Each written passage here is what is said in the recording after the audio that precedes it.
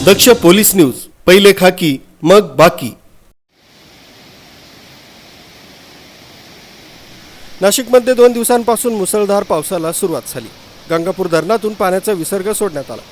मात्र गंगा गोदावरीची प्रमुख जी मंदिरे आहेत पाण्याने वेढा घातलेला आहे। या ठिकाणी प्रशासनाकडून वारंवार सतर्कतेचा इशारा देखील देण्यात आला। तरी मात्र दुतोंड्या मारुतीच्या या ठिकाणी लहान मुलं पाण्याखाली पोहताना दिसून येत आहे। या ठिकाणी अनेक अनुचित प्रकार घडलेले आहेत। मात्र प्रशासन वारंवार सतर्कतेचा इशारा देत आहे। या ठिकाणी सुरक्षा रक्षकांची नेमणूक केली पाहिजे, मात्र या ठिकाणी कोणीच आढळून येत नाही।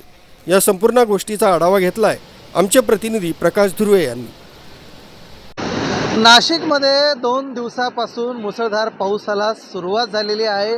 आता आपण गंगापूर धरणमध्ये काही पाण्याचा विसर्ग सोडण्यात आला होता।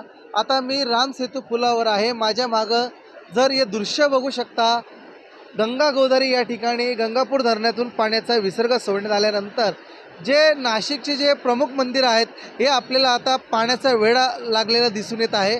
खरं तर या ठिकाणी आपण बघू शकतो, दुतोंड्या मारुती असेल, यशवंतराव पटांगण असेल, चक्रीकुंड असेल, निळकंठेश्वर मंदिर असेल, या ठिकाणी माझ्या मागे बघू शकतो नारशंकर मंदिर आहे। संपूर्ण मंदिर जे आहेत हे पाण्याखाली आपल्याला दिसून येत आहे।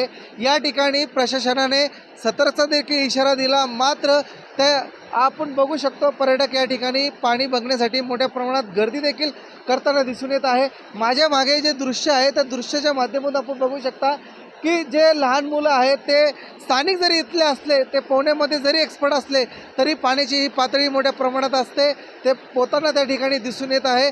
खरं तर या ठिकाणी वारंवार या घटना घडत असतात, मात्र जर या ठिकाणी आपल्याला कुठलाही कर्मचारी त्यांना आढळताना दिसून येत नाही। आपण बघू शकतो माझ्या मागे दृश्याच्या माध्यमातून, जर उद्या जर अनुचित प्रकार झाला याला नेमका जबाबदार कोण? असंच जर पाऊस सुरू असला तर पाण्याची ही पातळी पुन्हा वाढ होणार आहे।